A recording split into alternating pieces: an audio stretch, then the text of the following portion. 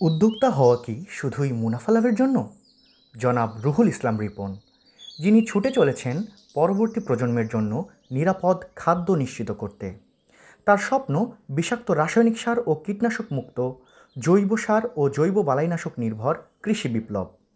এই স্বপ্ন হৃদয়ে ধারণ করে তিনি কচুরিপানা, কলাগাছ ও গোবর ব্যবহার করে উৎপাদন করছেন জৈব কম্পোস্ট সার, কেঁচো সার ও ট্রাইকোডার্মা, যা মাটিকে করে উর্বর ও অধিক ফসল উৎপাদনে সক্ষম।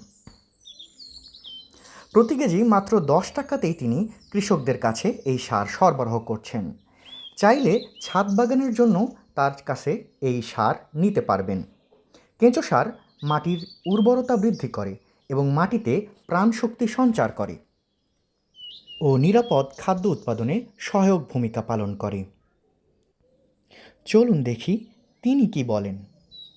বিসমিল্লাহির রহমানির রহিম।